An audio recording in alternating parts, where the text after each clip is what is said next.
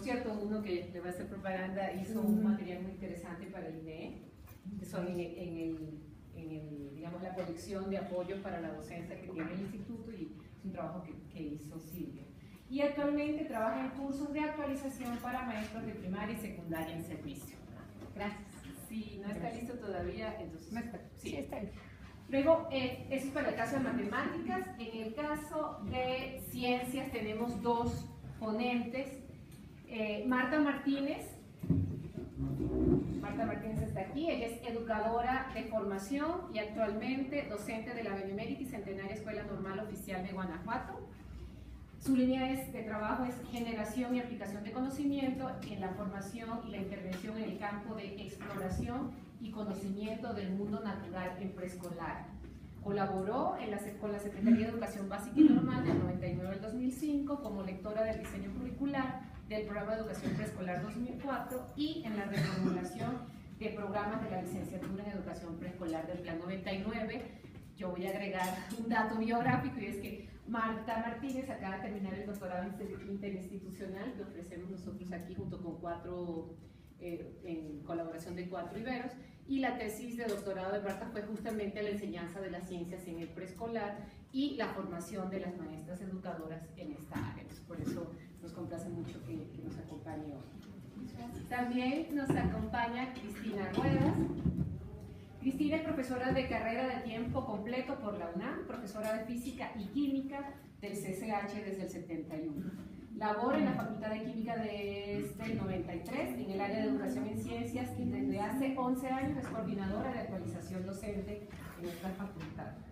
Ha diseñado, coordinado y puesto en marcha cursos, talleres y diplomados y 4 programas de maestría de educación en ciencias. Es autora de varios capítulos del libro, ha publicado artículos de revistas indexadas de educación en ciencias y ha participado con ponencias y también en mesas redondas, conferencias y foros nacionales e internacionales. Fue presidenta de la Academia Mexicana de Profesores de Ciencias Naturales, de la cual es fundadora. Bienvenida, Cristina, un gusto tenerte aquí. Y entonces, Cristina y Marta nos van a hablar pues, de la enseñanza de las ciencias en general en educación básica y en educación obligatoria, y Marta en preescolar. Luego tenemos a Alejandra Pellicer. ¿Dónde estás, Alejandra? Bienvenida. El tema de su trabajo de investigación es la psicolingüística y la psicogénesis de la lengua escrita. Fue profesora e investigadora titular del Departamento de Investigaciones Educativas del DIES Investa por muchos años, y actualmente labora en el Consejo para la Evaluación de la Educación del tipo medio superior. Entre sus muchas publicaciones figura lectura y redacción del ensayo argumentativo que elaboró para la SEP hace muy poco, o que publicó la SEP en el 2015. Y bueno, entonces Alejandra nos va a hacer la introducción al tema que se llama lenguaje y comunicación en la propuesta y en el modelo. Y finalmente, pero no menos importante, te dejamos para Javier Rodríguez. Javier Rodríguez Ledesma. Él es licenciado y maestro en sociología y también es doctor en ciencia política, es investigador nacional, profesor e investigador de la Universidad Pedagógica Nacional, donde fundó en el 94 la línea de historia y su docencia de la maestría de desarrollo educativo. Entre sus libros cuentan Una historia desde y para la interculturalidad. Es coordinador del libro Pasado en Construcción, la historia y sus procesos de enseñanza y aprendizaje, y coordinador del libro Miradas diversas de la enseñanza de la historia. Y bueno, también como es obvio, vas a hablar del tema de enseñanza de la historia, y muy interesante entonces esta mesa que vamos a tener para dialogar sobre los enfoques que se propone en la enseñanza de cada una de estas áreas o campos temáticos, y qué es también lo nuevo. Pero también lo que decíamos al hacer la invitación, y ojalá podamos avanzar hacia esto, es pensar, bueno, qué es lo nuevo, qué es lo que se propone, y también qué es lo que tendríamos que repensar y proponer en una actitud justamente propositiva, no solamente crítica, que es muy importante, pero también qué habría que hacer y por dónde tendríamos que pensar las soluciones. Nos acompaña también Nancy Wenzel, la doctora Nancy Wenzel, que es secretaria, preséntate, de la UPN. Sí, no, trabajo en la Secretaría Académica, en la UPN. Trabaja en la Secretaría Académica de la UPN, va a ser nuestra relatora y también co-convocante a este evento. Entonces, vamos a comenzar con quien ya tenga la preparación lista, que no es el caso de la computadora, porque creo que la están acomodando, o sí. Ya, listo, perfecto. Entonces, ¿les parece bien si empezamos con matemáticas? Bueno. Bien. Si quieres yo la voy manejando, porque voy muy rápido. Como tenemos poco tiempo, así me la voy a llevar de volada. Sí, gracias. Bueno, pues a mí se me ocurrió, para comentar precisamente los aprendizajes clave del modelo que presentan en la propuesta curricular de este modelo, hacer así como que un viaje relámpago por los diferentes programas que ha habido en México, porque vamos a ver que sí hay diferencias fuertes a lo largo de los años. Cuando se crea la Secretaría de Educación Pública en 1922, sale un programa, es una lista de contenidos, el programa de matemáticas de todos los grados de primaria, son 3 o 4 paginitas, y por ejemplo, este es un contenido de segundo grado, dice, suma y resta de fracciones con el mismo denominador y multiplicación y división de fracciones con multiplicadores y divisores enteros. Estamos hablando de segundo de primaria. Ya veían operaciones con fracciones, hasta la multiplicación y la división. En 1944 sale otro programa, el primer programa nacional, porque los otros había en el DF y en otros lugares. Este es el primer programa nacional, también es una lista de contenidos. Olvidé decirles que en el 22 eran 2 materias, por un lado era aritmética y por el otro geometría. En el 44 es una sola materia, aritmética y geometría. También es un listado de contenidos, son programas muy cortitos, muy chiquitos, así imagínense. Y este es un ejemplo de cuarto grado. Ejercitar con relativa destreza las 4 operaciones básicas con enteros, fracciones y decimales. Vemos que de segundo año el contenido se pasó a cuarto. Ya hay ahí como una especie de sensibilidad de que no solo es importante el contenido, sino también quién lo está aprendiendo, a qué edad.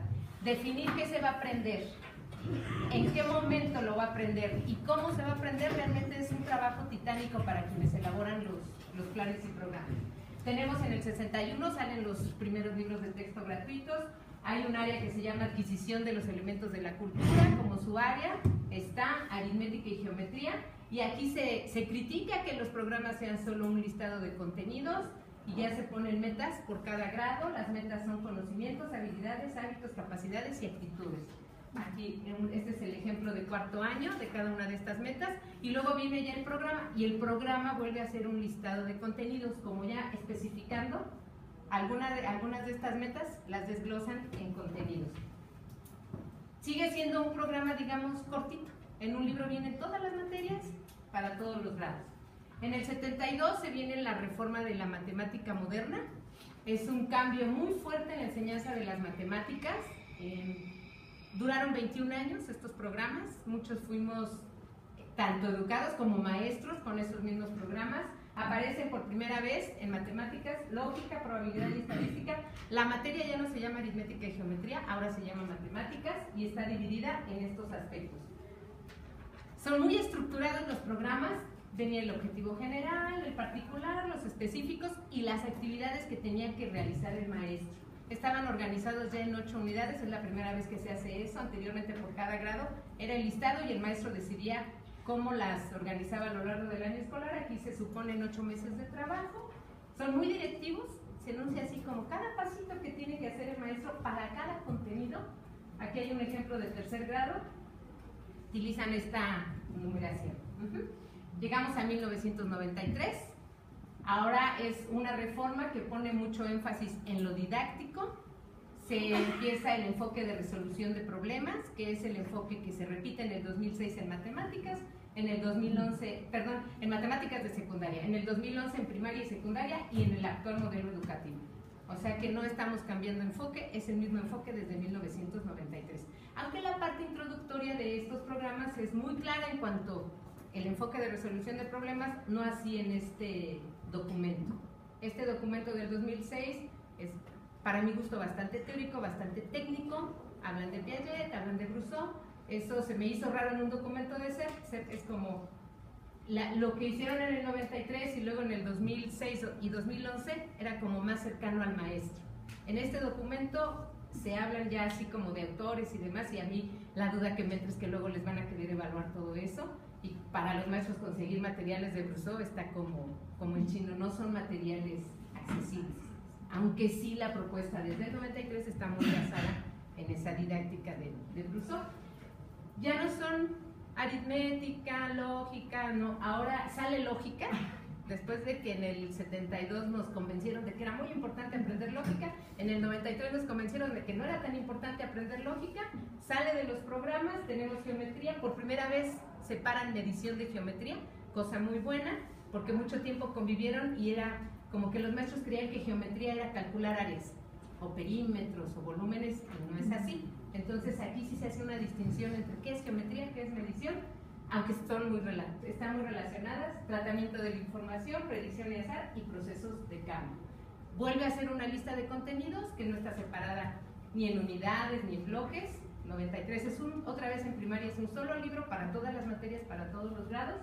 Y un ejemplo de contenido de quinto es problemas que impliquen arreglos o permutaciones de 2 o 3 objetos, lista de resultados posibles. Escogí este contenido porque es uno de los contenidos que salió en el 2011.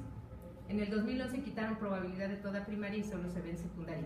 Y como vamos a ver en el 2016 también, quitan probabilidad y yo creo una mala decisión, quitaron estadística. Yo sigo sintiendo que fue un error de impresión porque no me cabe en la mente que hayan quitado todo. Ahorita les digo por qué siento que fue un error de impresión. Es que no pueden quitar estadística. La quitaron de primaria y de secundaria. Pero como es la última, yo le doy la vuelta y dije, acá de venir, caray, ya me... Yo digo que fue error de impresión. Ahorita les platico por qué. 2011 y 2016. Vamos a hacer una comparación que hay que tomarlo con mucha cautela. Porque lo que tenemos del 2011 ya son programas y lo que tenemos del 2016 es una propuesta curricular de la cual se van a derivar los programas.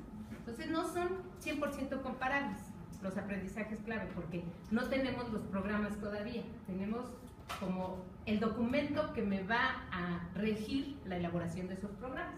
Bueno, ¿qué tenemos? 2011, niveles y 4 periodos. Sí, está el primer periodo en preescolar, el segundo acaba en tercero de primaria, el tercero en sexto de primaria y el cuarto periodo acaba en tercero de secundaria. Allá tenemos niveles y primaria nos lo dividen en 3 ciclos, como antaño. Primer ciclo, segundo ciclo y tercer ciclo. La estructura de los programas del 2011 es muy compleja y a los maestros les ha costado trabajo entender. En la parte de matemáticas tenemos ejes, temas, contenidos en 5 bloques, aprendizajes esperados, que ha sido algo que les ha costado mucho trabajo porque un aprendizaje esperado puede estar en otro ciclo, incluso en otro nivel. Entonces yo digo que es un concepto que nuestros maestros no les ha caído el 20 que es un aprendizaje esperado, porque los mismos programas no son muy claros. Los estándares para cada uno de los periodos y las competencias que nos dicen que son transversales. Entonces cuando hago la planeación tengo que conjugar todo esto. ¿Qué estándar? ¿Qué aprendizaje esperado? ¿Qué contenido de qué bloque? ¿Y qué competencia estoy trabajando? En el 2016 encuentro ejes, temas y aprendizajes clave, pero es una propuesta curricular. Hay que ver después los programas con qué estructura los van a presentar. 2011 estos son los ejes, 2016 aquellos. Sentido numérico lo separan de pensamiento algebraico y lo ponen junto con procesos de cambio y pensamiento algebraico. Procesos de cambio es un eje donde vemos todo lo de proporcionalidad y lo de porcentajes, que estaba en el 93, lo quitaron en el 2011 y ahora lo recuperan para 2006, lo cual me parece acertado. Contenidos que cambiaron de grado. Les decía hace rato, decidir qué vamos a enseñar.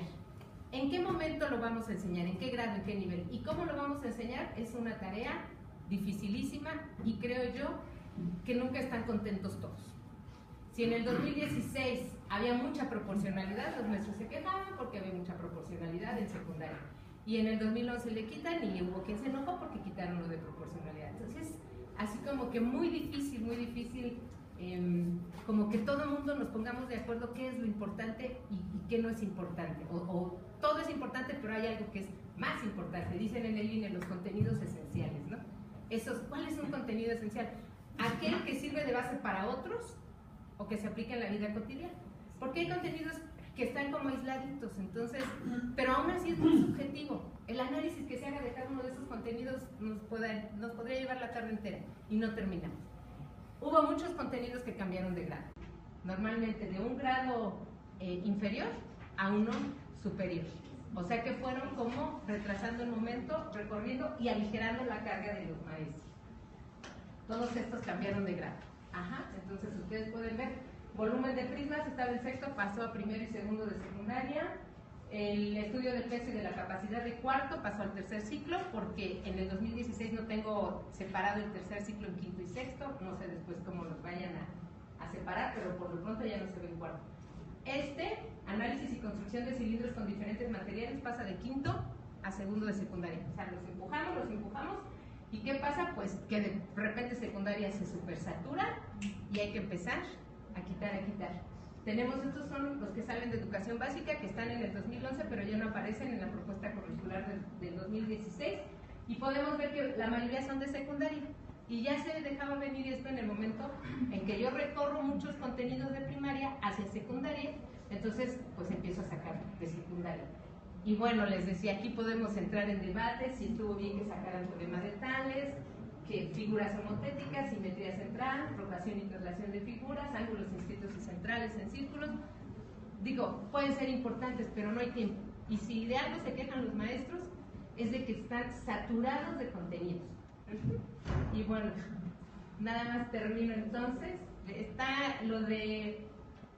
Estos son los que se sacaron, todos los de estadística que se sacaron, que yo digo que no los tenían que haber sacado, pero en los propósitos del nivel y propósitos de matemáticas viene estadística. O sea, en los propósitos sí viene, pero en el cuadro curricular no viene. Por eso creo que es un error de impresión. Y finalmente, les digo, este parrafito de la propuesta me gustó mucho. Con esto termino. La pertinencia de un contenido no puede disociarse de cómo se enseña ese. El valor de un contenido se expresa realmente cuando el contenido se ha puesto en juego en el aula. De ahí que un contenido sea tan solo aprendizajes en potencia. Una conclusión entonces es que el valor del contenido es relativo, pues lo que realmente lo maximiza es cómo se enseña, porque de esa enseñanza depende la calidad de los aprendizajes. Gracias.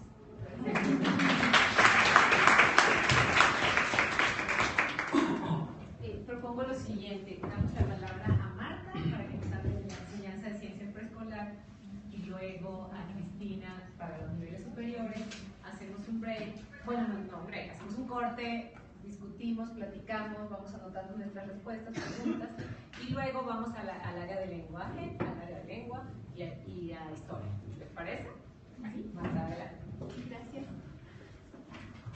Bueno, yo creo que Silvia y la mesa que nos precedió ponen la mirada en puntos neurálgicos en este modelo 2016, y efectivamente es un modelo. Entonces no podríamos comparar en sentido estricto con el programa 2011 porque es un modelo solamente. Sin embargo, sí considero que como modelo tendría que poner la mirada en puntos álgidos, en puntos estructurales que van a orientar el diseño y el desarrollo del plan y de los programas del nivel que corresponde. De tal modo que para preescolar en este modelo le dedican 4 cuartillas. Y bueno, es yo al leer todo lo que se plantea y se propone para los niños, para nuestros niños y nuestras niñas de 3 a 5 años y de primero y segundo grado de primaria, en 4 cuartillas, pues es muy complicado. Y esperaría yo ver esos puntos fundamentales que van a orientar la intervención y la formación de los ciudadanos en el aspecto de la ciencia.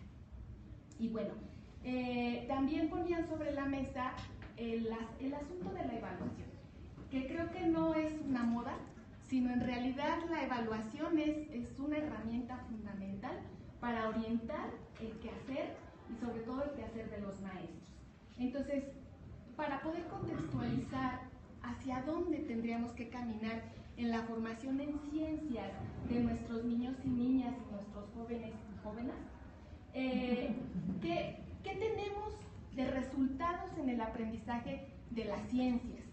Bueno, pues los exámenes nacionales como Excale o internacionales como PISA reportan que más del 50% de los niños de primaria y los jóvenes de 15 años no han logrado desarrollar procesos de pensamiento, de razonamiento científico. Los datos que nos da PISA 2006, 2009, 2012 y Excale 2008, 2009 y 2012 así lo sostienen, ¿no? El 50% de los niños y de los jóvenes no han desarrollado su razonamiento científico ni actitudes de ciencia. Tenemos un nuevo examen que es Planea, que se aplicó en 2014-2015. Sin embargo, este examen aún no incorpora el aspecto de las ciencias. Bueno, ¿por qué o qué factores podrían explicar estos niveles tan bajos del aprendizaje y de la enseñanza de las ciencias? Diferentes organismos internacionales e investigadores reportan que este bajo nivel de aprendizaje en ciencias puede estar asociado a muchos factores. Uno de ellos, dice, son las condiciones y los contextos socioculturales de los estudiantes.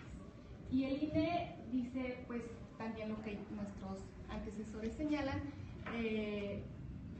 las colonias, las ciudades, las escuelas no tienen luz, no tienen agua, no tienen drenaje, no tienen pavimento, no tienen los servicios mínimos básicos para poder tener espacios adecuados. Pero además también dice, otro factor es los estudiantes y las estrategias que ellos tienen para estudiar. Pero además en su casa tienen con algún lugar, tienen un escritorio, una mesa, una silla, tienen acceso a internet, tienen acceso a bibliotecas, a libros, tienen alguien que cuando resulta una duda puedan acudir para que les explique.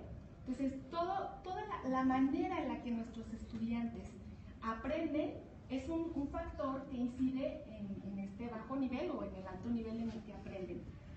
Otros son las instituciones escolares, que también ya se ha hablado de las condiciones que caracterizan a nuestras escuelas mexicanas y los diferentes contextos en los que éstas se encuentran.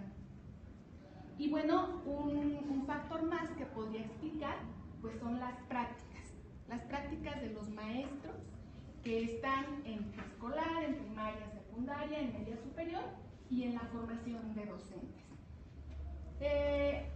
En esta categoría, definitivamente el INE y otros investigadores, otros organismos, señalan que un factor son los planes y los programas de estudio que tenemos y el sentido, la intencionalidad, el para qué y el cómo se establece en el campo de ciencias.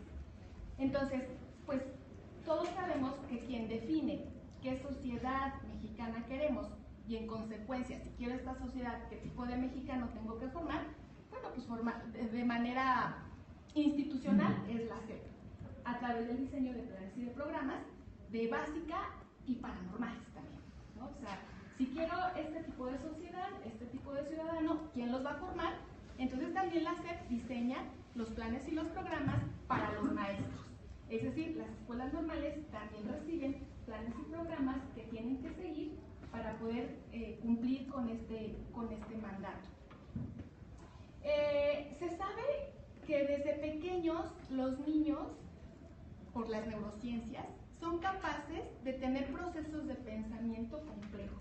No complejo como el de nosotros, bueno, más complejo seguramente, se plantean preguntas muy complejas. Tienen procesos de razonamiento y reflexión desde muy temprano y se ha demostrado que las ciencias se pueden aprender desde los primeros años, ¿no? Entonces, ¿qué dice el nuevo modelo 2016 respecto a este aprendizaje de las ciencias? ¿Por dónde iría la propuesta? ¿Qué cosas? ¿Para qué? ¿Cómo? ¿Quiénes estarían trabajando con nuestros niños pequeños? Y bueno, quiero citar el modelo educativo. Ya ven que son 4 documentos.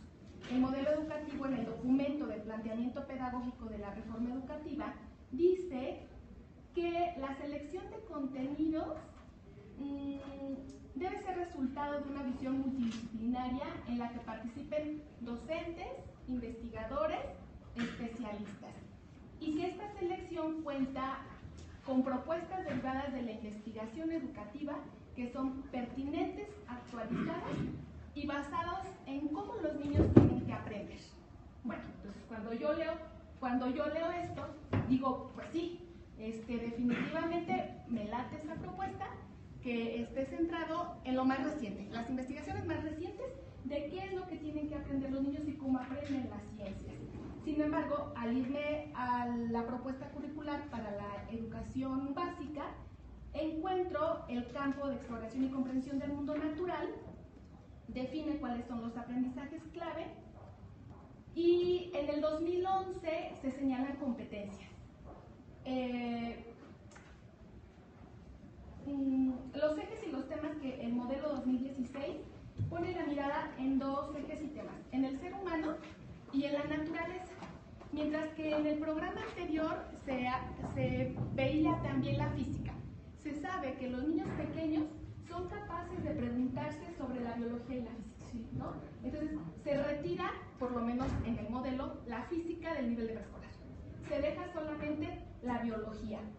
Y bueno, pues no hay más orientación. El enfoque del 2016 es centrado en plantear preguntas. La intervención del maestro consiste en plantear preguntas para que los niños reflexionen sobre el cuerpo y sobre los seres vivos. Pero entonces, ¿qué hay de la física? Los niños se preguntan muchas cosas de la lluvia, del arco iris, de las nubes, del sol, del mundo que les rodea. Hay una ruptura muy importante en el 2016, describen de manera general el sentido del campo, pero a la hora de poner los propósitos específicos de este campo para preescolar y primero y segundo de primaria, hay una ruptura. O sea, se dice una cosa en la descripción del campo y en los propósitos a preescolar lo reducen a explicar y a describir. Cuando en el modelo anterior teníamos que los niños son capaces de observar, comparar, analizar, contrastar, plantear hipótesis, hacer reflexiones, hacer análisis, experimentar, es decir, tener un proceso de pensamiento científico. Y bueno, yo termino como maestra, educadora y como formadora de docentes, planteando que nuestros niños sí son capaces de tener procesos de pensamiento, de observar, de comparar, de contrastar, de concluir, de analizar, cuando hay una intervención permanente y sistemática que los ayuda en este proceso de desarrollo cognitivo y que son procesos que se usan para el pensamiento científico. Muchas gracias.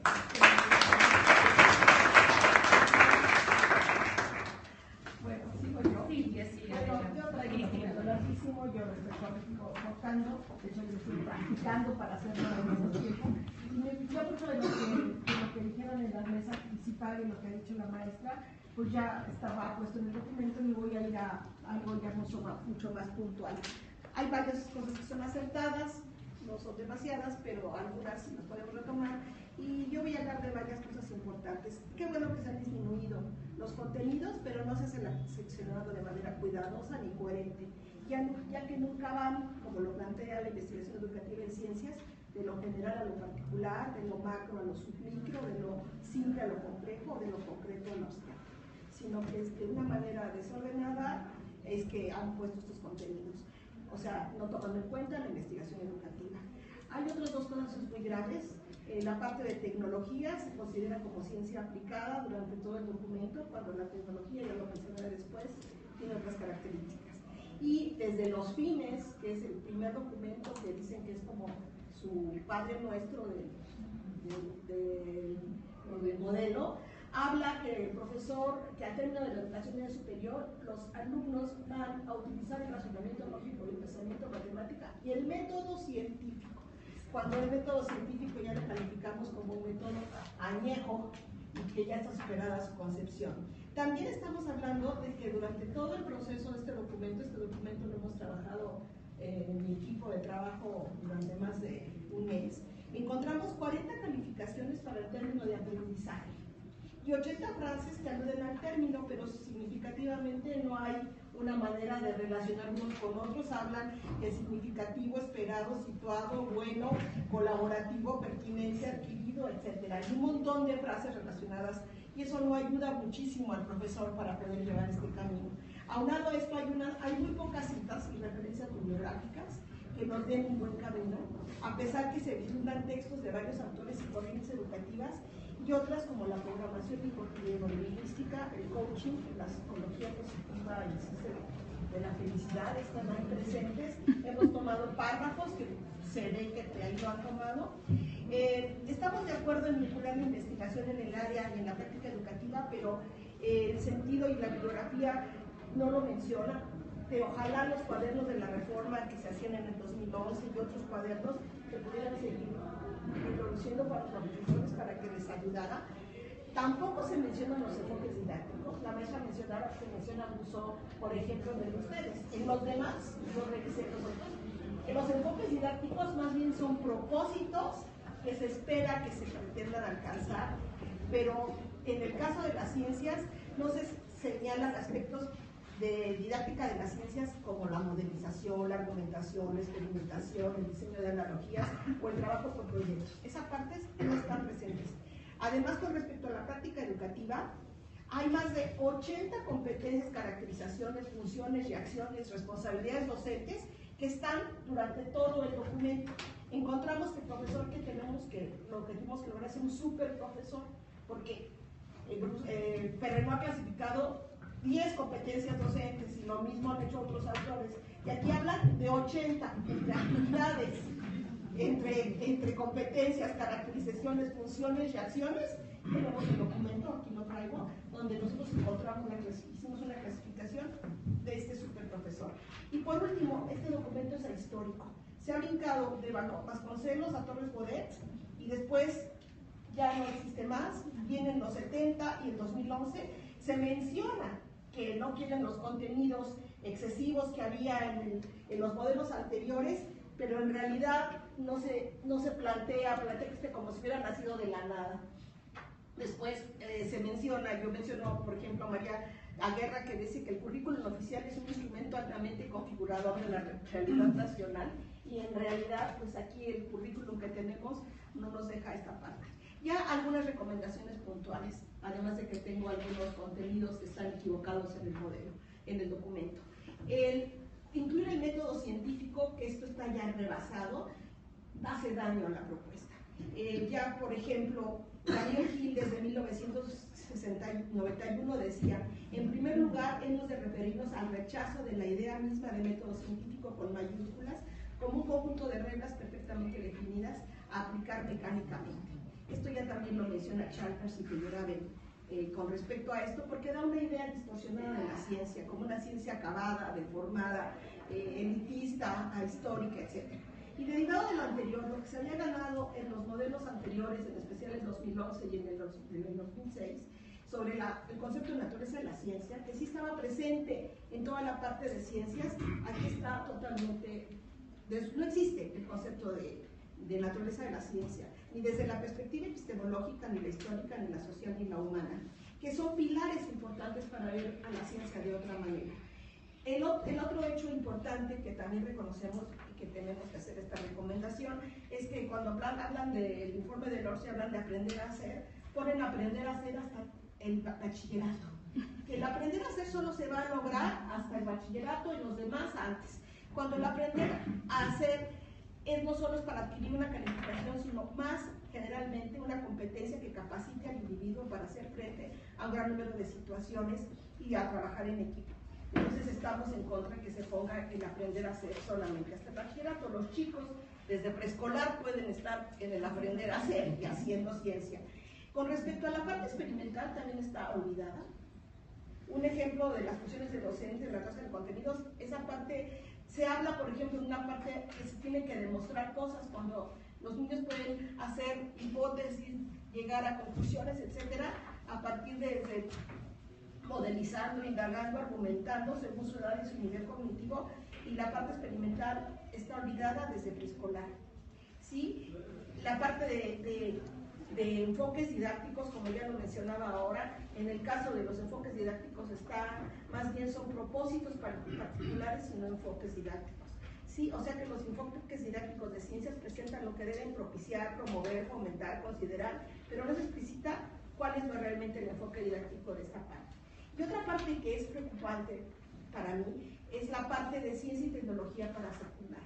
Se menciona ciencia y tecnología y parece ser, en la definición que se plantea, es que a la tecnología lo ponen como ciencia aplicada. Realmente cuando la ciencia tiene, la tecnología tiene su propia historia, su propia filosofía, su propia sociología, inclusive su propia didáctica. Y esta parte está olvidada y pues a mí me preocupa porque yo no sé qué van a hacer con los 40,000 profesores, los cuales ya no van a dar tecnología en la secundaria, porque si ya no existe la asignatura, pues no se va a empezar ahí. Y esto es grave. Pero además incluir a la tecnología como ciencia aplicada es realmente pues un error. Y por último, solamente hablo de algunos errores teóricos que están ahí planteados. Estamos de acuerdo en poner medir en matemáticas, pero un ejemplo craso es confundir las unidades de masa con las de peso, cuando las unidades de peso son realmente son newtons, etcétera, y ponen la parte de masa. Después, no se señala la escala submicroscópica en ningún momento. Los fenómenos naturales se pueden ir de la astronómica, la macro y la micro, y la submicroscópica está olvidada. Tampoco identifican propiedades y estados físicos de la materia. Dicen, identificar las propiedades y los estados físicos de la materia y del agua, como si el agua no fuera materia, o más bien un material, y además como si los estados físicos no fueran propiedades características de la materia. Y en otro párrafo se señala que los estados de agregación, haciendo más confusos los propósitos del apartado. También se habla de que nada más se va a ver el sistema solar, luna, tierra y sol. Y se va a ver nada más el que se va a ver el sistema solar. Cuando los niños seguramente ya oyeron hablar de Saturno y sus anillos y del viaje del Curiosity, y no está planteado. Después se hablan de los sistemas y los aparatos del cuerpo humano, sin diferenciar entre sistemas y aparatos, cuando hay una diferencia celular. Y el músculo esquelético, que es tan importante para hacer ejercicio y para saber en dónde se encuentra el fémur y qué te pasa, pues está perdido. Y bueno, parece que se me acabó el tiempo y podría hablar de otros puntos más, que son 10 que hemos visto que son realmente graves en el caso de los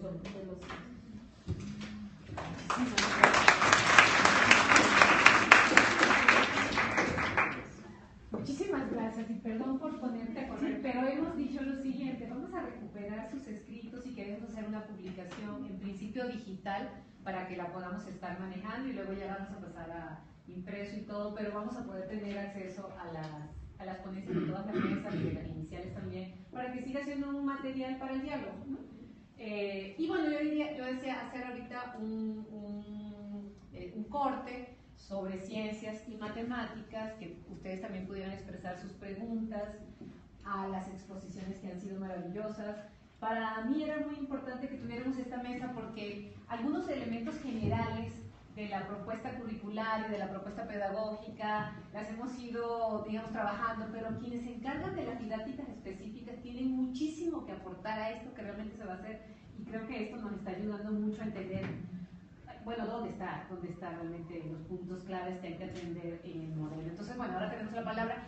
Yo decía que tuviéramos como dos tipos de preguntas, dos tipos de intervención. Una, un poco reaccionando a estos que de alguna manera nos han presentado frente a las novedades, aciertos y desaciertos.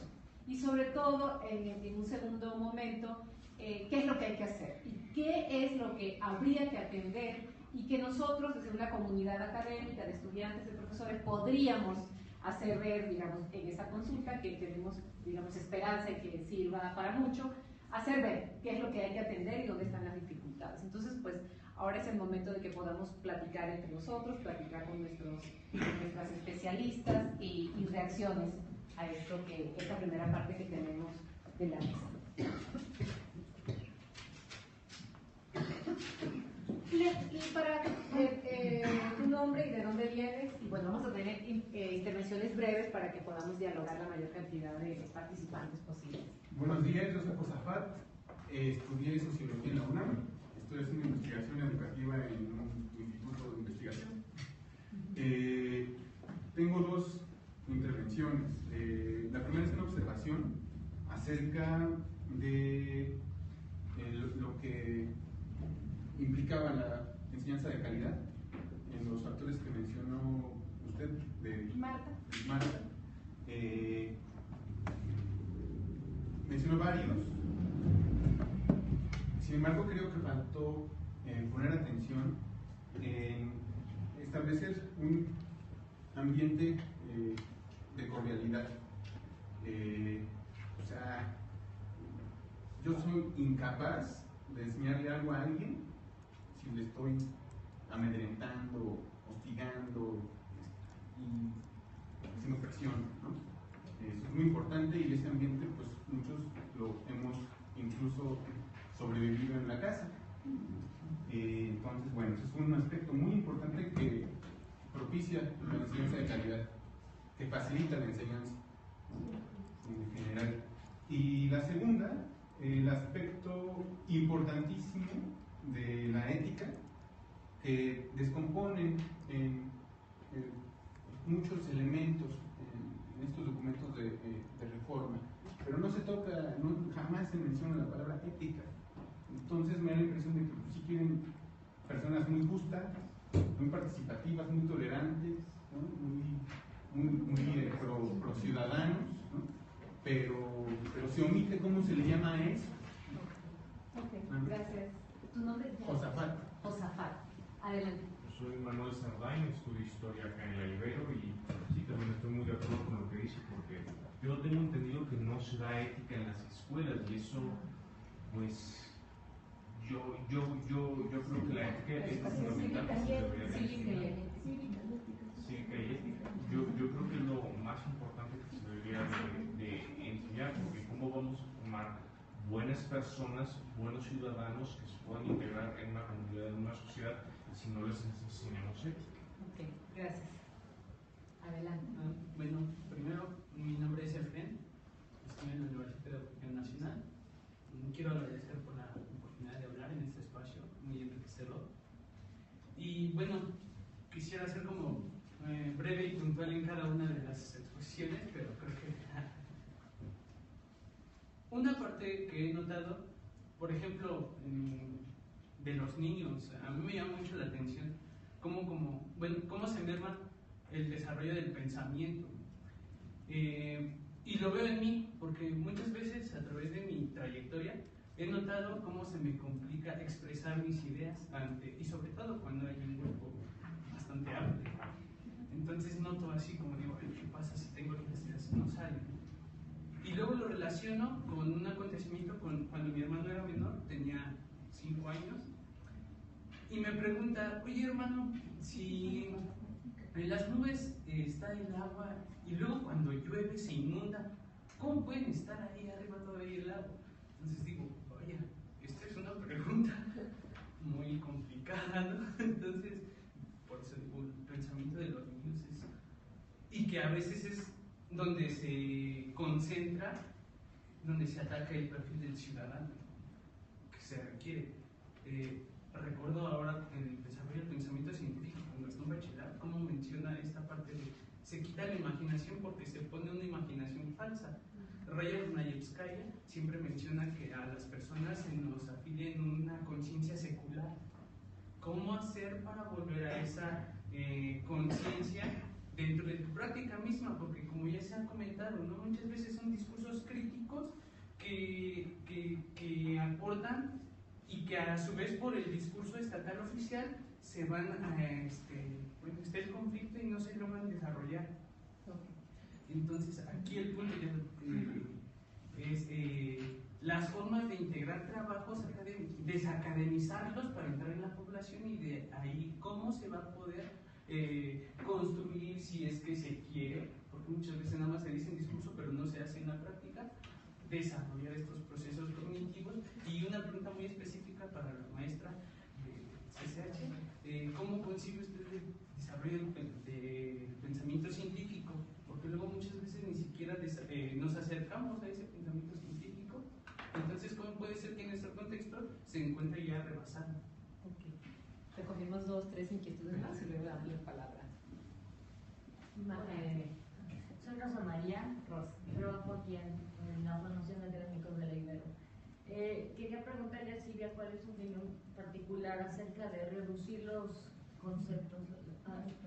Entiendo que entre más tiempo para desarrollar pocos es mejor, pero también en qué momento vamos a aprender, digo, como sociedad verdad, ¿no? O nos vamos a quedar cada vez con menos cositas aprendidas. Bueno, yo soy Majo y yo estaba aquí en Prepa Ibero. La pregunta es para Silvia. ¿Qué implicaciones crees que tenga más allá de los contenidos de matemáticas que se están quitando, ¿no? A nivel de la estructuración del pensamiento y cómo eso impacta en términos desde la lógica con la que estructuramos el lenguaje, cómo nos dirigimos a las otras personas en términos espaciales? Es decir, ¿cuáles crees que vayan a ser como los más grandes retos que tengan como este recorte de contenidos? Bien, a ver. Yo rápido, nada más, sí me preocupa mucho lo que comentabas y lo que leí, que ¿De están quién? quitando, De la maestra de Cristina. Cristina. Me preocupa mucho lo que dices de la parte experimental. O sea, sí no usamos, casi mucha gente ha quitado la parte experimental para entender un poco más la ciencia. Si ahorita ni siquiera lo menciona, entonces, ¿qué estamos formando, no? Entonces sí me preocupa. Yo soy profesora de química de la Prepa Ibero y parto mucho con lo que es la parte experimental y las actividades para que ellos puedan entender todos esos fenómenos naturales. Y bueno, si nos los van a estar quitando, entonces, ¿qué estamos formando? ¿Qué queremos formar? ¿Robots o gente pensante, no? Entonces, por ahí va la cosa. ¿Una pregunta más? Adelante. Yo soy Patricia Flores, vengo de la Universidad Pedagógica Nacional y comparto contigo, Silvia, o sea, ya no sé si es menos o más preocupante que esté explícito el enfoque en matemáticas, porque precisamente, o sea, poner Rousseau, poner Piaget, o sea, si esto va a ser tema para ponerle a los maestros, precisamente el que vean cuáles son el contrato didáctico, la situación didáctica, todos estos términos, puedes correr el peligro de que se vacíe de sentido y de que sea algo más que tiene que repetir el maestro, porque si no hay una congruencia entre la evaluación y lo que se propone, inclusive Rousseau, ¿no? En otras condiciones. Y lo que yo te quería preguntar es qué tan descabellado sería que se propusiera o que se pusieran de acuerdo los especialistas para recuperar cosas del 70, que son muy valiosas, y cosas del 93, porque la verdad se ha hecho un dispendio de nuestra economía y está en juego, la verdad, la preparación de nuestros hijos, nuestros nietos, nuestra gente.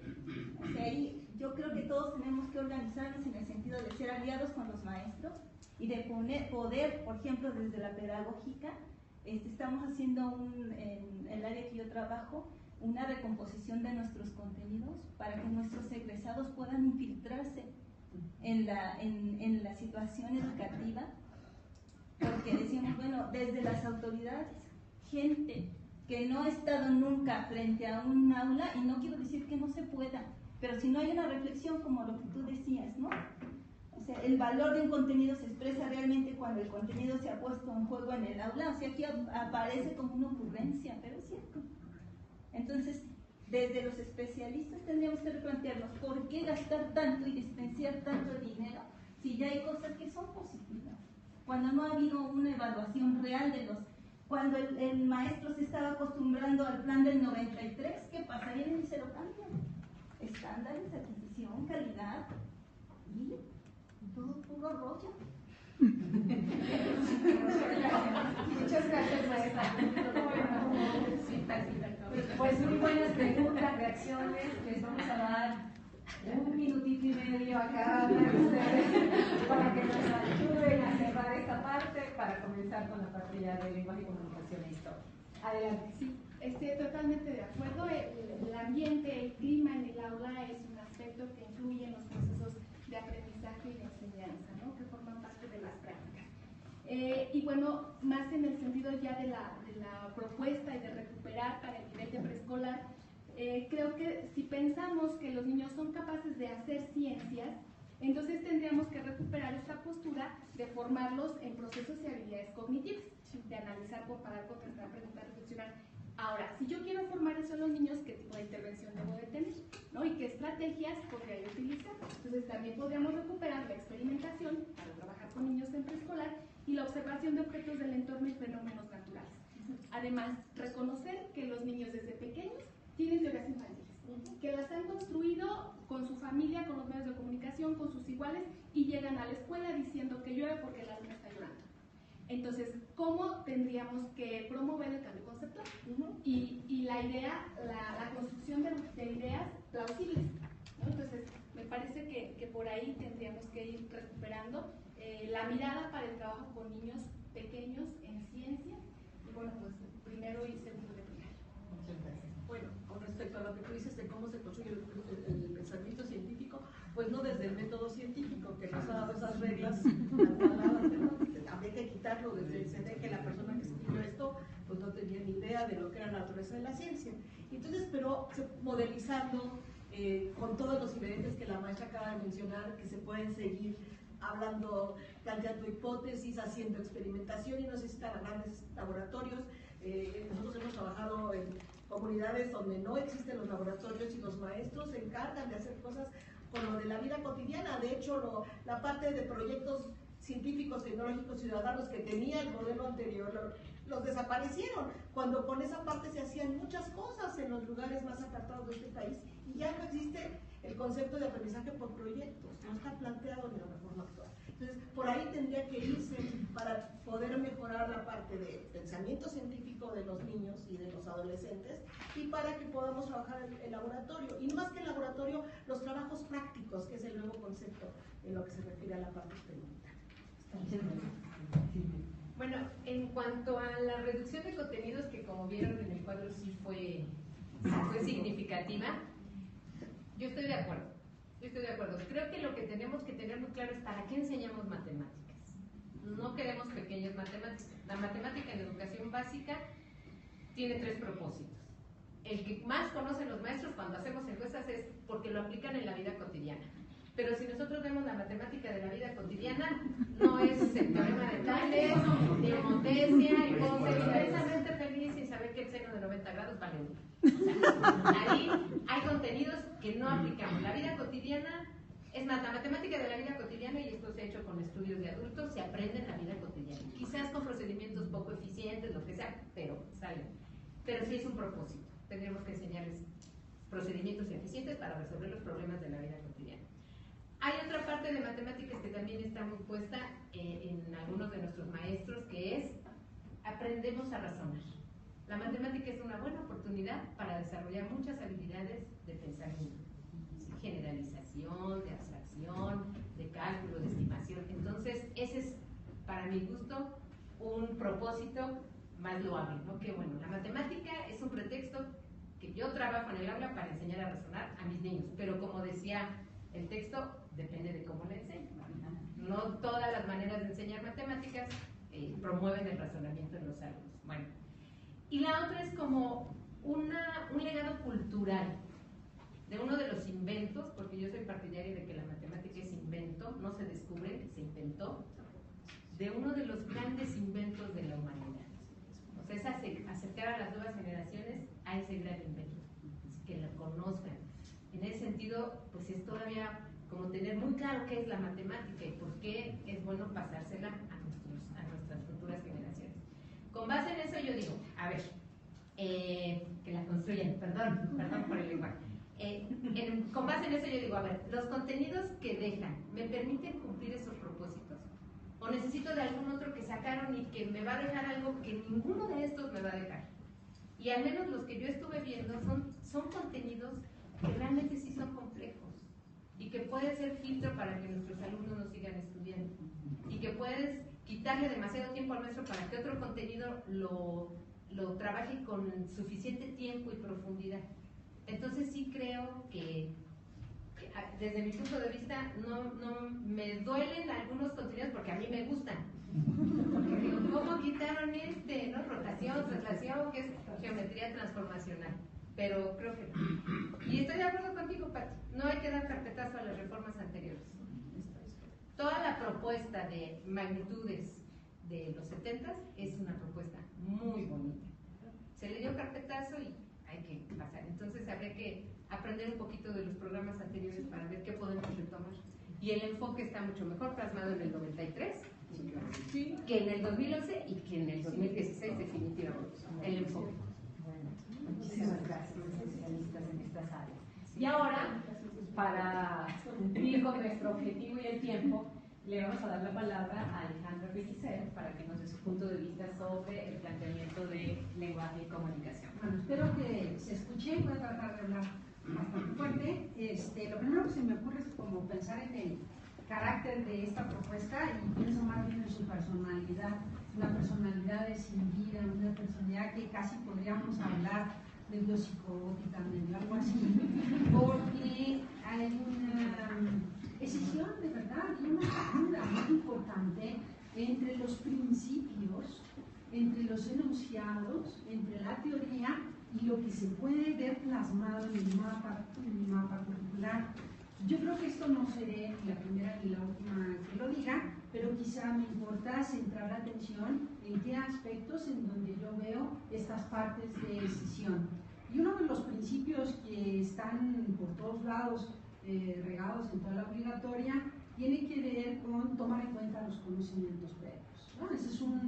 Ese es uno de los principios medulares que guían sugerencias didácticas para todos los procesos de enseñanza-aprendizaje, y lo dijo Piaget hace muchísimo tiempo, y está aquí, es tomar en cuenta los conocimientos previos. Vamos a ver cómo se ve eso en el mapa curricular. Y por eso yo digo, y hay que tomar ejemplos muy claros y concretos para afirmaciones de una naturaleza tan atrevida como hablar de una personalidad escindida de un documento tan importante. Segundo, quiero hablar muy brevemente sobre los qués, los cómo y los para qué. La propuesta plantea, por supuesto, qué es, cómo y para qué. Yo entiendo los para qué o los por qué plasmados en los perfiles de egreso. Ahí está. ¿Para qué queremos? Porque eso queremos conseguir a estos alumnos que al término de básica, al término de media superior, logren tal. Y voy a empezar por estos para qué de los perfiles de egreso. No sé si ustedes han tenido la oportunidad de revisar el enorme documento, que yo creo que muy pocos tendremos la obsesión de leer con mucha cautela las 380 tantas páginas. Bueno, están dos páginas que concentran los perfiles de egreso de educación básica y de educación media superior. Yo no veo en realidad una gran diferencia entre lo que queremos conseguir al término de la media superior, que estaremos hablando de 18 años, con lo que queremos conseguir hacia terminar la media superior. Ya lo había dicho el doctor Barriga y lo hemos escuchado por muchos lados, que estos perfiles son extraordinariamente ideales.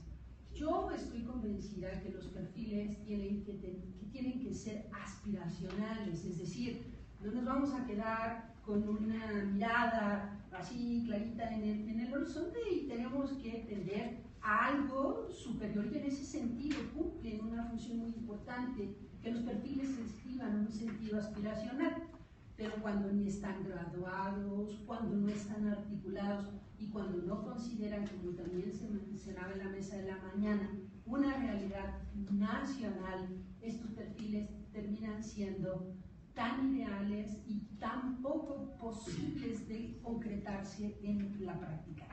Si yo me aplicara los 12 descriptores de estos perfiles, pues yo creo que no tendría mi certificado de bachillerato. Yo en lo personal creo que estos descriptores, sí, con buenos enunciados, con un sentido aspiracional, no están sentados en la realidad de los jóvenes y las chicas mexicanas, de tal manera que no es posible pensar que esto se alcance. Ahora, es posible y es ideal, sería buenísimo llegar ahí, pero no están los cómo. Yo dije que hay que es cómo y echen una mirada sobre los 12 aspectos que describen el perfil de egreso de media superior y no van a encontrar enormes diferencias con lo que se describe para básica. En ese sentido, yo pienso que no está clara como una graduación. Miren que la palabra graduación hay que tomarla con muchas pinzas, ¿no? porque esto no quiere decir qué es lo que se está sumando de un nivel al otro. La graduación tiene que ser una graduación de un análisis cualitativo de lo que es posible reformularse en cada uno de los niveles, y esto no está acá.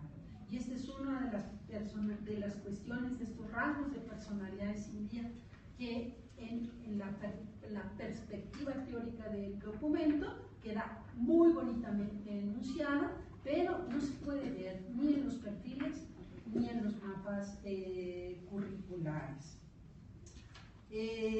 Voy a entrar entonces a los QUES y me voy a seguir en la lógica de estas gradaciones y cómo ir diseñando un mapa que a nivel de propuesta determine un poquito o oriente un poquito qué es lo que vamos a trabajar de lenguaje, de comunicación, desde preescolar hasta un tercer grado de bachillerato. Yo les voy a leer dos descriptores de aprendizaje y ustedes van a decir a qué nivel corresponde.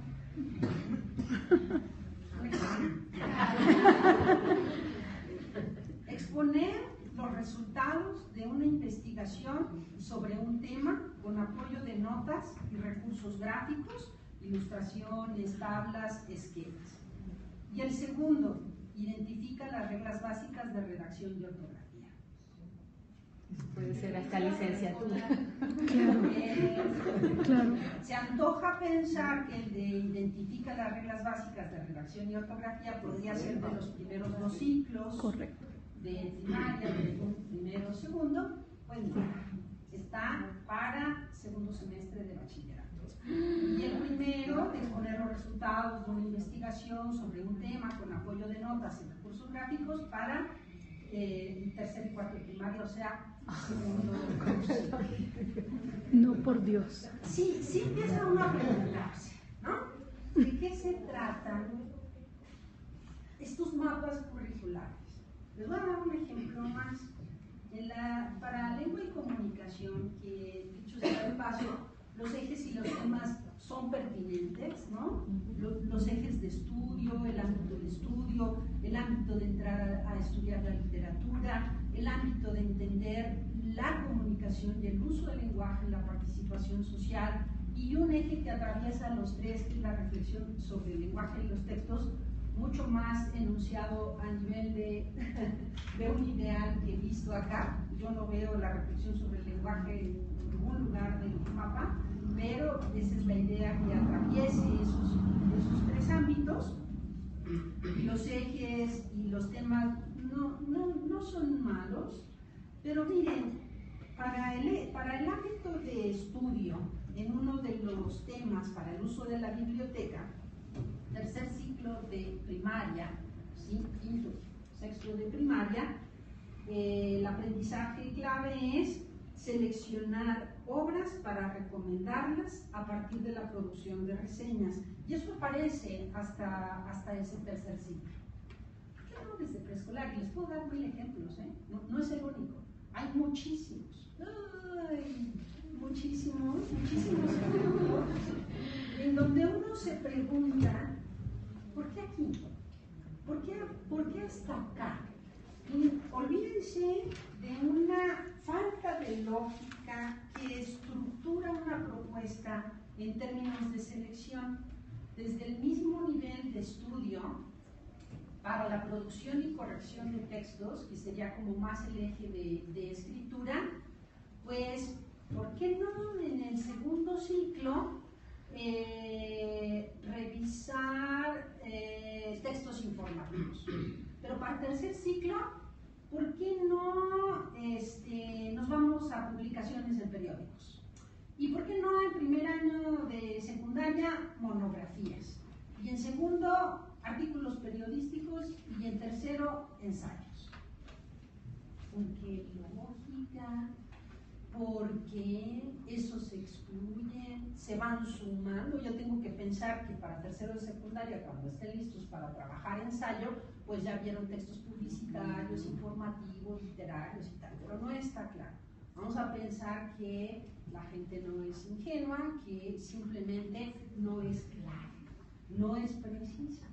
pero no se ve una lógica que estructure la selección de contenidos. ¿Por qué unos? ¿Por qué otros? Hay problemas conceptuales importantes en términos de la conceptualización de lo que es la tipología textual. Hay problemas importantes que ya se me acabó el tiempo, pero si me permiten, quiero nada más cerrar mi idea con respecto al reto que representa en una propuesta curricular hablar de la graduación. Yo dije que uno de los principios importantes tiene que ver con los conocimientos previos. Entonces, ¿cómo se puede ver reflejado el mismo contenido o el mismo tema o la misma aproximación a lo largo de todos los niveles obligatorios? Eso haría que se está considerando una línea que le estructura qué es lo que se espera en un preescolar sobre este tema. No es, ay, como esto no lo puede hacer en preescolar, pues no se lo pedimos, mejor esto sí, yo creo que a los 8 o 9 años ya lo pueden hacer los niños, pues mejor se los pedimos. ¿Cómo no pensar en líneas de temáticas que sostienen desde una perspectiva de la psicología constructivista y la psicogénesis que todo conocimiento deviene de uno anterior? Esto no está acá. La graduación es sobre ciertas temáticas. ¿Cómo y qué estoy esperando que los chicos a los 7 años, a los 12, a los 15 puedan hacer? Y no bajo un enfoque sumativo, acumulativo, de manera cuantitativa, en el que se van agregando cosas que no tienen una lógica con una selección previa de contenidos. Me voy a detener aquí y ojalá me quede unos minutitos después porque me gustaría contestar la pregunta sobre la reducción de contenidos. Perfecto, muchas gracias, Alejandra.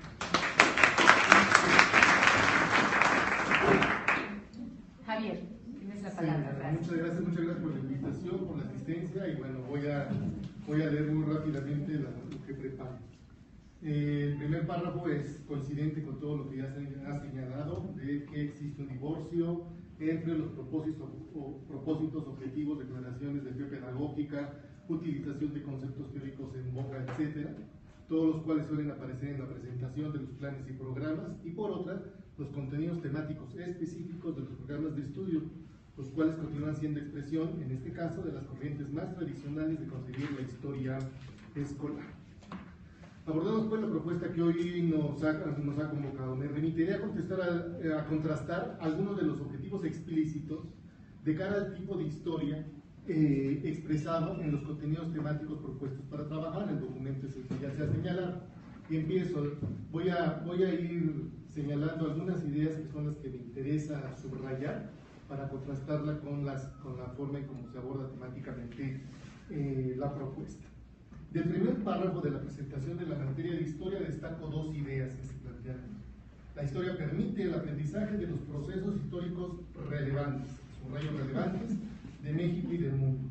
Y la segunda, para su estudio se requiere el análisis, para el estudio de la historia se requiere el análisis de los ámbitos económico, político, social y cultural de un periodo determinado. De las habilidades y valores que de acuerdo al documento la historia aporta a los alumnos, destaco los siguientes. Destaco dos también. Fortalecer los valores para una convivencia democrática. Participar, y el otro es participar de manera informada en la solución de los retos que enfrenta la sociedad en que viven para asumirse y comprender que también ellos forman parte de la historia. Papadres, ¿no? Papadres, ¿no? De los propósitos explícitos de los programas de historia recupero los dos finales. Dice, hacer reconocer a los estudiantes que son parte de la historia, con identidad nacional y global para valorar y cuidar el patrimonio natural y cultural. Y el otro, lograr que los estudiantes propongan y participen de manera informada en acciones para favorecer una convivencia respetuosa, responsable, colaborativa, solidaria, democrática y contribuir a la solución de problemas sociales. En efecto, todos nos vamos a mudar a teoría, ¿no? Del enfoque didáctico elijo las dos siguientes características. Dice, promover el desarrollo del pensamiento histórico, concepto que para el plan, el modelo que ahora trabajamos es así como el santo grial. Promover el desarrollo del pensamiento histórico para favorecer la comprensión del presente a partir de las experiencias del pasado, el reconocimiento de que las sociedades cambian de forma continua y que las personas con sus acciones son promotoras del cambio. Y el otro es favorecer el desarrollo del pensamiento crítico, la valoración del patrimonio y la participación de múltiples actores sociales. Contrastemos estos 8 puntos con los contenidos temáticos propuestos que aparecen en el documento con el nombre de dosificación. Y tengo seis cosas que decir ahí. La primera característica que identificamos es el mantenimiento de una noción lineal del tiempo que pretende acercar al niño a la historia, refiriéndole a los temas más lejanos cronológicamente, para desde allá traerlo a su presente, donde él vive y convive. En México, lo primero que van a trabajar es desde los pueblos originarios y llegan hasta el México moderno, y la historia mundial, que así le denomina, es desde la aparición de la escritura hasta la globalización y la sociedad del conocimiento. Esta historia escolar no consigue otra forma de comprender el tiempo que no sea la lineal impuesta por la modernidad, y como consecuencia repite la forma tradicional de concebir pedagógicamente la enseñanza de la historia, empezar por el principio, pasado más remoto, para en algún momento llegar, si es que llegamos al presente, generando lo ya sabido, la enorme dificultad para los estudiantes de llegar a comprender qué tiene que ver aquel pasado tan lejano con su vida cotidiana del aquí y ahora. Y creo que todos nosotros lo hemos atestiguado en nuestro transcurrir justamente por las clases de historia. 2. Por su parte, esta idea de los procesos relevantes a trabajar tampoco se han modificado sustancialmente, pues representan una historia política, una historia militar, una historia estatal, una historia nacional que elimina, elude, no contempla al resto de las identidades conformadoras del ser social más allá de la identidad nacional, una historia que, usurpando el concepto de mundial, ni siquiera llega a eurocentrista, pues tan solo refiere a ciertas historias de algunos países del continente europeo. 3. Una historia a la que, como siempre, se le agregan 1 o 2 temas de carácter cultural para cubrir el expediente y poder decir que también se ha abordado ese ámbito fundamental del quehacer humano. Ejemplos: en quinto de primaria no hay un solo tema que refiera a algo, quién sabe qué, pero a algo cultural no hay ninguno. Y en segundo de secundaria tan solo hay 2 referidos a cultura y vida cotidiana, así en general, en distintos periodos, y uno más donde se habla de participación ciudadana y lucha por los derechos humanos. Son 3 en ese segundo de secundaria, 3 de 21 temas propuestos para ese grado y con esas generalidades. 4. Es una historia monopolizada por el anhelo de generar identidad nacional e identidad occidental, que deja fuera otras historias, otras voces narrativas. Tan es así que el tema de la diversidad cultural, la valoración de la misma, solo aparece en el curso específico para cada una de las 32 entidades de la República. Ahí se dice reconocer la diversidad cultural e histórica de la identidad, y eso se da solamente en tercero de primaria, que es un curso específico para cada una de los estados de la República. Pareciera así que esa diversidad no tendría que plantearse de forma específica y particular, tanto a nivel nacional más cuanto mundial. La diversidad se queda en los estados. 5. Otro punto de vínculo con problemas anteriores, con anteriores propuestas programáticas, es el tratamiento que se da a los pueblos indígenas. En este modelo 2016 a ellos se les trabaja en cuarto de primaria y en primero de secundaria, pues desde la concepción moderna del tiempo lineal serían el punto más adecuado para empezar nuestra historia. La aparición de los indios se refiere exclusivamente al pasado más retirado, y ahí se queda, a pesar de que un punto de los programas de primaria señale la necesidad de, cito, reconocer las aportaciones y los retos de los pueblos indígenas en la actualidad. Ojo, dice retos, no dice condiciones. Allá, en cuarto de primaria, estarán los indios, y nunca más en la educación básica se abordarán sus condiciones presentes, difuminándolos así en el pasado. 6. La historia mundial es concebida desde un lugar específico. Las nociones que la cimientan, los ejes de referencia cronológicos, geográficos y culturales que la definen, se refieren a la historia construida desde la mirada europea exclusivamente. Desde ahí se marca la línea que nos servirá de guía, Las historias de otras regiones serán vistas de manera accesoria a este gran eje que es la historia europea y su herencia colonial en el resto del mundo. Obvio es que serán solo algunos temas, además de los que sustentan esa historia, los que se sugieren abordar de manera tangencial, siempre en aras de construir la coartada necesaria para poder vestir con el calificativo de mundial a una historia particular. El resto, la mayoría de las otras historias, queda fuera de tales afanes mundiales, universales, occidentales o cualquier otro apelativo que se nos ocurra. El argumento más común que sustenta esta discriminación es que esas historias particulares no son, nuevamente el concepto, relevantes. No son relevantes para la explicación de la conformación, y acuérdense que vamos a estudiar temas relevantes. Y estas no son relevantes para la explicación de la conformación contemporánea del mundo. Evidentemente, lo relevante también es definido desde una posición particular de ver la historia avalada por una posición de poder. Termino con algunas preguntas. A ver, si recordamos lo que dije rápidamente de los propósitos y el país de la teoría y de las buenas intenciones, termino con algunas preguntas. Con esta historia, ¿cómo se fortalecen los valores para una convivencia democrática? ¿Cómo podrán los niños y jóvenes participar de manera informada en la solución de los retos que enfrenta la sociedad en que viven para asumirse y comprender que también ellos forman parte de la historia si ellos nunca aparecen en ella? Aprendiendo así la historia, es posible que los estudiantes se asuman como, cito, personas que con sus acciones son promotoras de cambio. ¿Cuáles son los múltiples actores sociales? Pues en esta historia no aparecen más que unos cuantos hombres, políticos, genios, pero no hombres y mujeres de a pie, jóvenes, indios vivos, negros y un larguísimo etcétera, vida cotidiana, etcétera, y un larguísimo etcétera. Desde mi perspectiva son preguntas que el modelo educativo 2010 sigue sin contestar.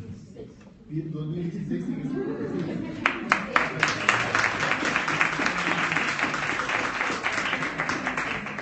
Muchas gracias, Alejandra y Javier.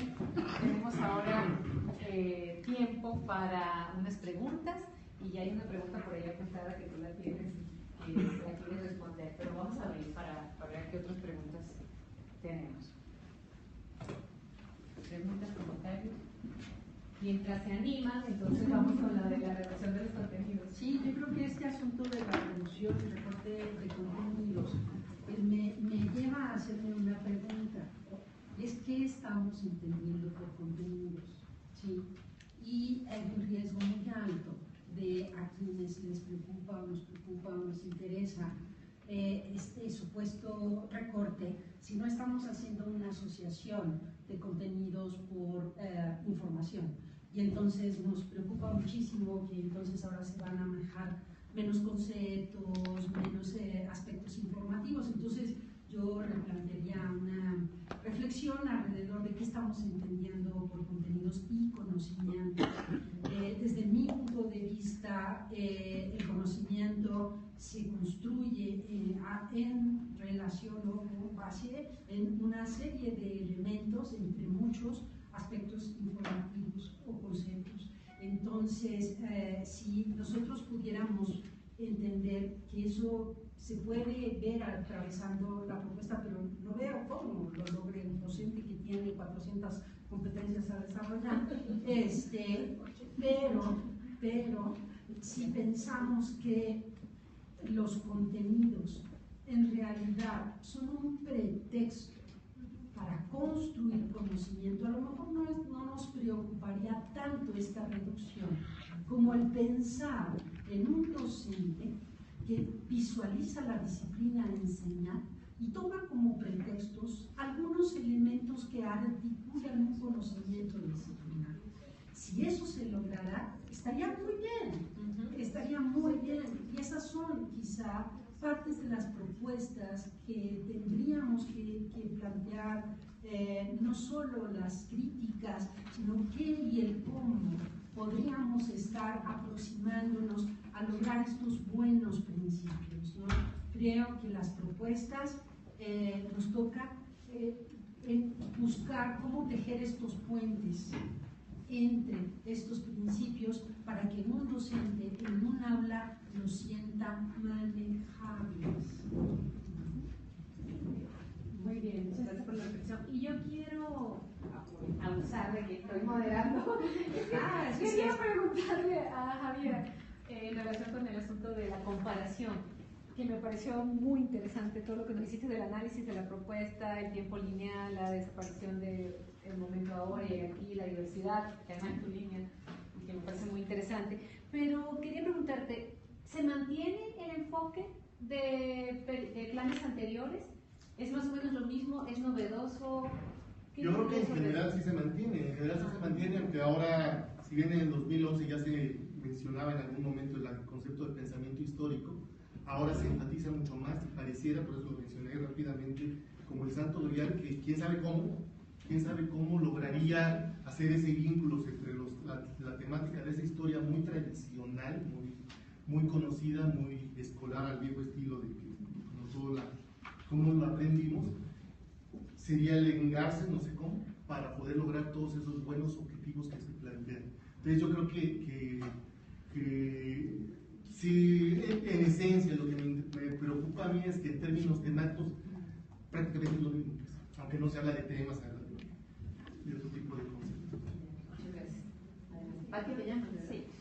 Pues yo quisiera preguntarle en este sentido del proceso de identidad como mexicanos, ¿cómo se afecta?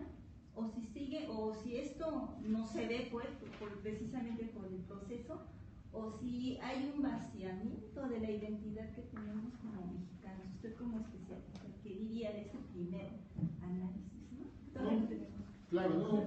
Sí, perdón. Hay también otra pregunta y a lo mejor la juntamos. ¿Sí? No, adelante.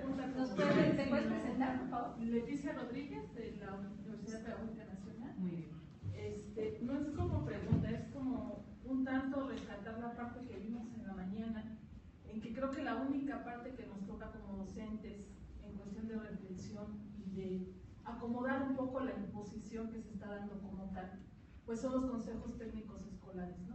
Aunque están basados prácticamente para llenar formularios, para mandarlos a la coordinación, para no te excluyas de esto porque lo tienes que entregar, no te puedes decir si no tomas la foto con el rotafolio porque lo tienes que hacer, sino que ahí sentarte a reflexionar en la parte de imposición y ver, en el caso por lo menos de mi línea, dónde quedaron los otros en la historia, ¿no?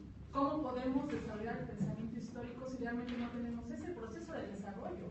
Tenemos un proceso de imposición como tal que nos permite una historia alineada al Estado y que desafortunadamente no nos da pie a hacer una crítica o tener un pensamiento histórico con una situación crítica y creativa hacia él. Creo que es la única parte que nos corresponde como docentes responsables y conscientes de la situación y trabajar en esos consejos técnicos, trabajar en la labor que tenemos como docentes día a día y desafortunadamente dejarles como legado a nuestros alumnos la parte de concientización de lo que estamos viviendo, porque cómo podemos hacerlos partícipes de nuestra realidad y querer desarrollar el pensamiento histórico cuando nosotros ni siquiera tenemos pie y no nos da la base del modelo. ¿Cómo es que se crea primeramente el pensamiento histórico en el niño? Si se lo estamos imponiendo, le estamos diciendo quiénes son los líderes, quiénes son los autores principales de la historia. No les estamos dando pie a que critiquen quiénes fueron. Ay, si no hay otra más. Pero nada más quería hacer como un comentario, pero me estoy entendiendo la argumentación un poco lo que se plantea, que no importa el contenido en 20 temas, 30 temas, sino lo que posibilita para el aprendizaje, el desarrollo ya sea de los niños o de los jóvenes mexicanos. Y sobre todo, porque cuando se analizó el programa de matemáticas, o sea, al principio había 3 temitas, después se ampliando, se fue complejizando el asunto. O sea, como que potenciar más desde ese lugar el aprendizaje y este desarrollo de los chicos. Es como un inquietud, pero me gustaría una argumentación más. Pero, si les parece, está la pregunta sobre el tema de identidad. Javier, por favor, y luego le hacemos. Bueno, es que yo creo que podemos dividir la respuesta en dos partes. Una de ellas, ¿estamos de acuerdo o no estamos de acuerdo en que se dé historia nacional, historia de México a partir de las viejas funciones planteadas para la enseñanza de la historia, que seguramente es justamente la generación de identidad mexicana, generar ciudadanos, todo esto que podemos rastrear históricamente? Esa es una parte.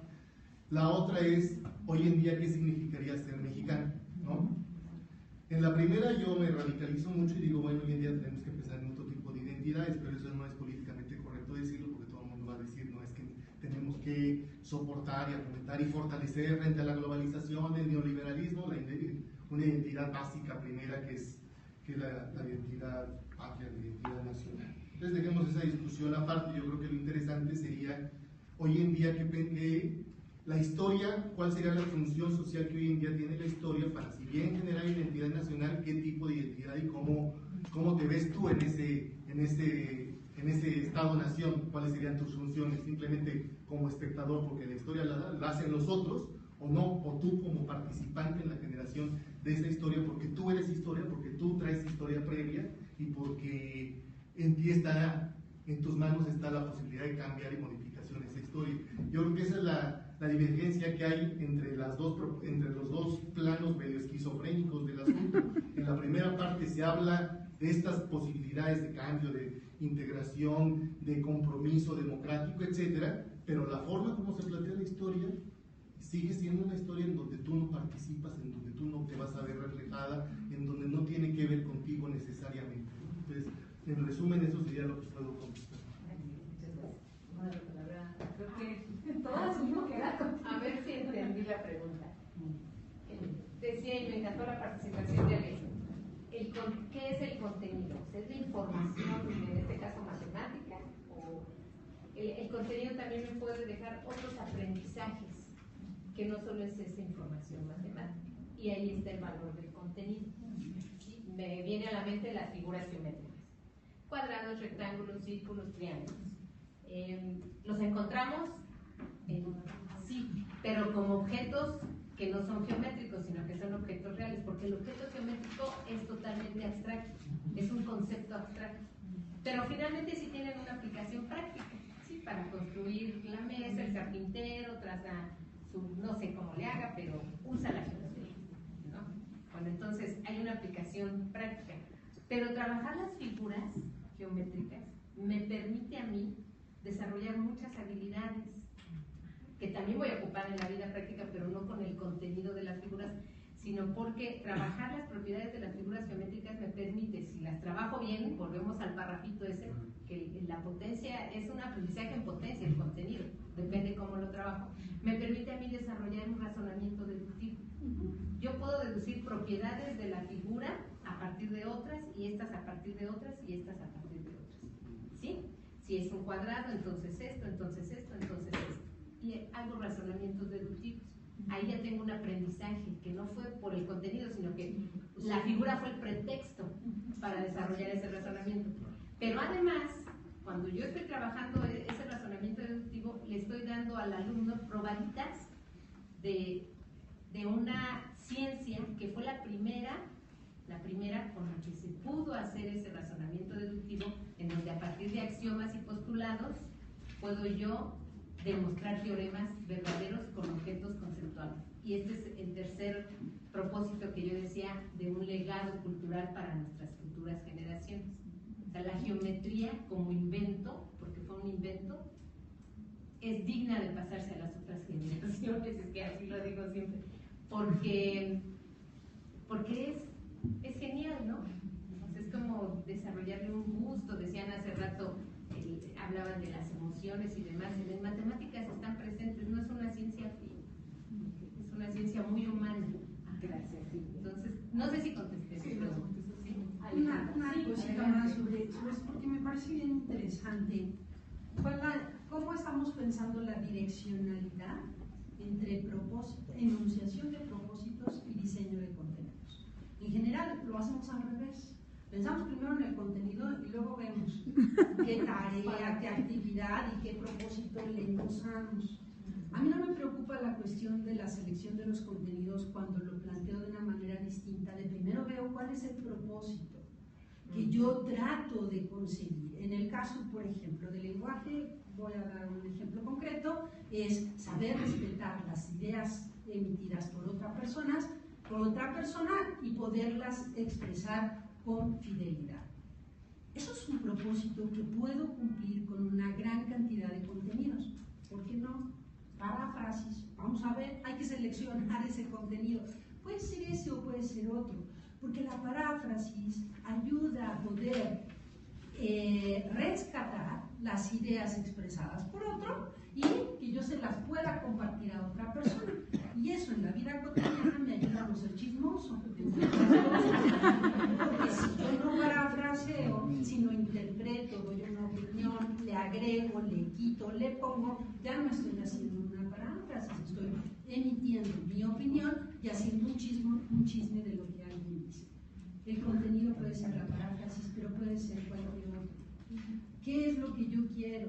¿Qué es mi propósito? En términos de comunicación y de reflexión sobre el uso de la lengua, es que tú te des cuenta qué tan capaz eres de poder recibir una opinión emitida por una persona y poderla expresar con fidelidad. No importa. ¿Cuál ha sido la direccionalidad? Todo esto de las cuestiones de proyectos, y que esa es otra moda importantísima en esta historia de la educación, vamos a trabajar por proyectos. Primero hagamos el proyecto y luego vemos qué contenido y luego vemos qué propósito, pero trabajemos por proyectos. Así lo hacemos al revés. Pensemos primero en los propósitos, en cómo echar a andar estos propósitos, y ahí, es ahí cuando seleccionamos contenidos. Y no al revés. Muchísimas gracias. Sí. Me da mucha pena decir que estamos justos con el tiempo, ya nos pasamos un poquitito, pero sí me tomo este minuto para agradecerles infinitamente este diálogo que hemos tenido, estas ideas que nos han compartido, estos puntos centrales que nos ayudan a entender mejor qué es lo que viene en la propuesta y poder allí irnos formando opiniones acerca de cada uno de nosotros y cada uno de nosotros formarnos opiniones sin ser chismosas acerca de lo que se plantea aquí. Creo que la selección no pudo haber sido mejor. Creo que las áreas que nos compartieron son fundamentales y eso nos va a ayudar mucho. Ahora quiero decirles lo que sigue. La idea era que también participaran nuestros estudiantes en este evento, y allí en la antesala del auditorio principal donde estábamos reunidos hay unas mamparas donde los estudiantes van a hacer exposición de sus carteles. Algunos hicieron una línea de tiempo para ver las reformas, qué es lo que traen, qué es lo que proponen. Esta idea también que ya hemos ido compartiendo aquí para ver que la historia no empieza hoy, que la historia también tiene ya cosas de las que podemos recuperar. Y entonces está ese espacio que tomaremos unos 15 minutos para hacer el recorrido, dialogar, ver qué es lo que proponen, e inmediatamente nos vamos al auditorio principal para hacer el cierre. En este caso Nancy nos va a presentar la relatoría de nuestro espacio y la idea es llegar a algunas conclusiones entre las relatorías y luego las daremos a conocer a todos los asistentes porque tenemos la lista de distribución de las direcciones de correo y las vamos a publicar también, las vamos a compartir también con la SED. Muchísimas gracias también a todas y todos los que estuvimos aquí tan atentos y en este espacio, y yo creo que todos salimos más enriquecidos con lo que hemos platicado. Sí. Subiremos a YouTube la mesa. Subiremos a YouTube la mesa. Si no les importa, la vamos a subir, ¿vale?